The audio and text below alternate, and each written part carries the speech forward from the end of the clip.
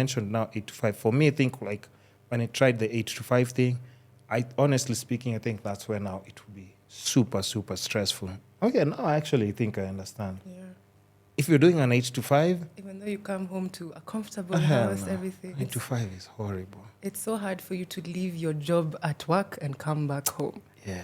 Because coming back home with your work is, let's not even get started. Yeah. Being Okay. called when you're off the clock also feels as if you don't have an escape.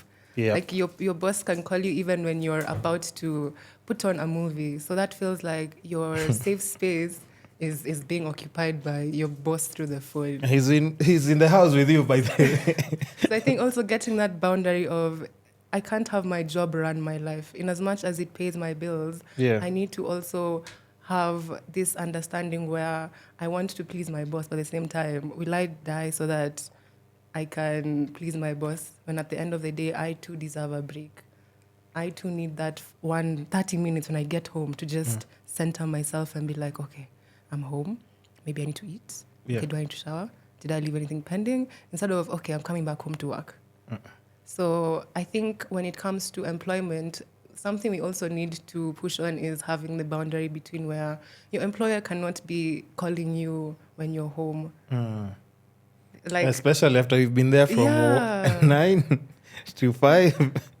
And then, not even that, you left Yeah. your home even before the 9 because of traffic. oh yeah, true. You're barely ever in your house. Yeah. Yeah. I mean, I don't miss those days, but what do you do for an 8 to 5? I work in recruitment, so just a lot of admin work. Okay. Yeah. You find it fulfilling, or there's something else that you'd want to change probably in future? Venture into like what would be more satisfying to you? Okay, well, that's a good question because I don't even know the answer. As someone who enjoys to try different things, I don't have that specific visual of in X, Y years I want to be here. But I have these small goals where maybe at the end of this year, I want to fully be selling my crochet pieces because another thing with... Is that what you're wearing? Yeah. Okay, Another thing that I nice. found is, in as much as I do enjoy my hobbies, all my insecurities will still pour into these hobbies. So you'll find that, for example, with crochet, I've been doing it for a few years. I think I'm good enough. When it comes to someone coming to, like, maybe make an order, I'm like, oh my gosh, am I sure that I can give them what they want? Like, I already start doubting myself, and I'm like, wait, you've been doing this for so long, you enjoy it, Yeah. you've learned it. Yeah. What is this that's making you feel inadequate, even when someone has come to you? And a client has come and then you're like like, someone has seen your work why? and told you, hi, I want you. So I think also navigating that part where you can't always be your hardest critic. There's always room for you to learn and to know more. So yeah, for now I want to venture more into my crochet business because it's something I really enjoy doing. And then I've also started taking people on wellness hikes. I've done one so far. That's nice. Yeah, so I want to That's do more nice. of those. But again, me and my social anxiety doing the nitty-gritties of planning have been quite a stressor. Not impossible, but a stressor. Yeah, so I think it's been hard because I'm so, like, I hold myself back because I think I can't. And no one has told me I can't. Come on. Listen, first of all, here's the thing. You know how many people can hike? Let's start with that. That's the thing. I did Mount No, Kenya in not under so many 12 people. hours and I felt like, okay, people did have what? done it before. Mount Kenya Yeah, in under 12 hours. yeah. Up to the summit and down. But still, even then, I was like, everyone has done that before. No. Listen, I jog, do my walks every single day, 7 kms, That's and a lot. yeah, and Mount Kenya is still one of those things. I'm always like, yo, you tell me Mount Kenya, I'm like, nah. It feels like it's just too bad. What I know is like if I find someone who has like that momentum and they say they're going, I'd be like, okay, this is someone I know. Okwanza, there you said you've done it in Under 12 hours. yeah. So now I'm like, she did under 12 hours. It's I'm like, yeah, possible. come on, I have to, because now it's like I know somebody who did it, and I can push myself to get there. And even if I need tips, I can ask them like, hey, how was the breathing here? How did Was this it happen? cold? What Is it hot? season? Exactly. What's the best time to go? All those things. So don't underestimate things that you know you can just do. And then you're just saying like 12 hours, just casually. Light one. Not so many people can do I that. know, I Not think so that's the many people thing. can do that. So That's the thing with being like that's an already insecure that's already person. expertise there. Okay, yeah. Hey, Sorry. listen. That's already expertise. So that meaning, like the most you can do, how many kms did you do? And then you're just like, I can't do this. It's over. 3 kms. 3. How long are your hikes? At least 25 to 30 kilometers. Okay. And that's uphill, right? Yeah. Okay. Ash did 3 kms. Okay. You almost reported me to the police and parents of like, I just find you this work is just not good enough for me. I'm just being stressed here. 3 Can you kilometers. imagine they made me walk? Imagine 3. Huh? So here, Yeah. 25 to 30 is crazy. So you have to be, first of all, fit. Mentally, you also have to like just focus on getting to the end because, You have to come back. Yeah, exactly. You have to Because come you back. walk. Anytime, the farther you go, you have to remember that same distance you're covering. It's like, my guy's like, hey, maybe I should turn back from here. This is... When the view here is also nice. Yeah, yeah. But I'm just trying to picture, what kind of places do you go?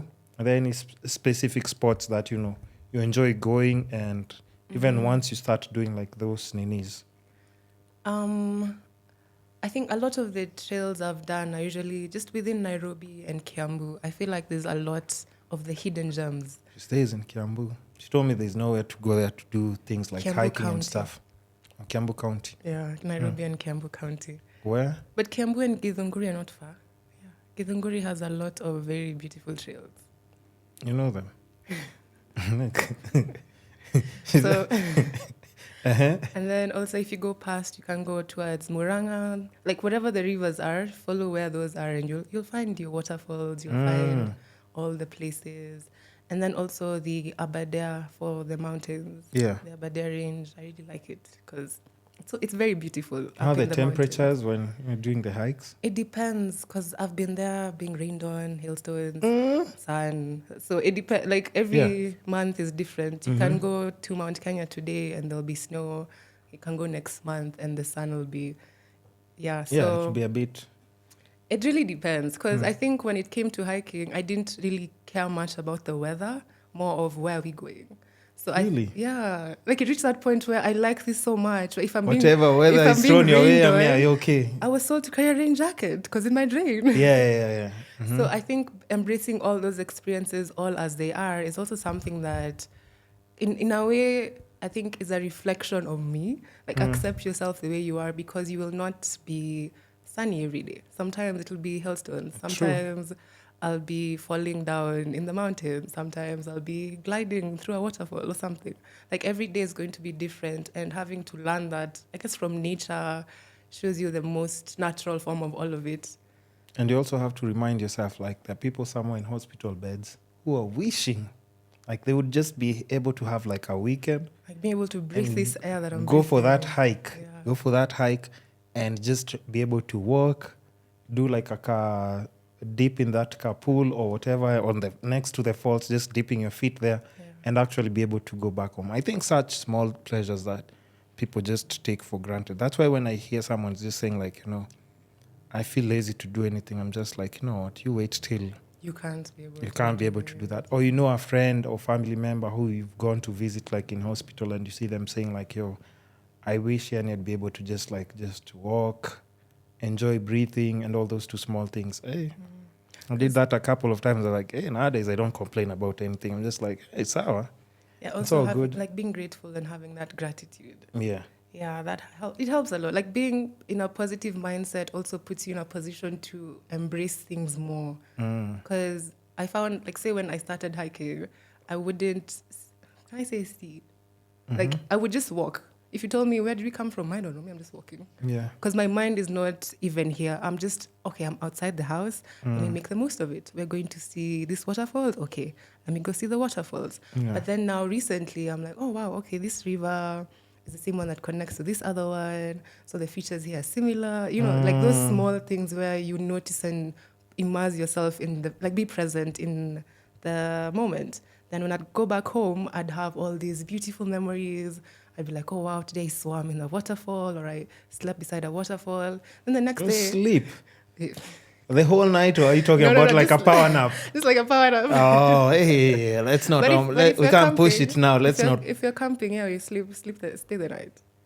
But there are no wild animals or anything crazy. I mean, you haven't encountered animals, which is so interesting. I thought like once you leave Nairobi, you'd at least encounter Aye. something. I've only encountered monkeys, even a Aye. snake. I've not encountered any snakes, nothing. Oh, really? Yeah. No, but snakes are. You go sleep in Ukambani. Go try sleep in That's true, that's Ukambani. true. Just but there it's dry, and I think also like, Central has a lot of beautiful places Yeah, to it just does. walks and scenery Even and tea everything. farms. Tea farms, I feel like are Ooh. especially beautiful. Yeah, there's what's the name of this tea farm? Tigoni. I think that's the one. It's like on my to-do list there. So I've seen like their page, and they had like all those two small things. They take you through The tea farms. the tea farms. They show you how to do the tea thing. So nowadays, like such things, like for me, I think they'll be so fulfilling to They do. are. Because So even fulfilling. in going for these hikes and talking to the local guides, Yes. they have so many stories to tell you, maybe about how they used to be here when they were children, when this river was, like all these stories people are able to share also give you another perspective of a different life. I can't imagine living in shags every day. But if someone told me, I was like, wow, that's an interesting life. I want Yeah. to also learn more about this and be immersed in everything. Learning from people is also fulfilling. Yeah. Yes. I mean, I think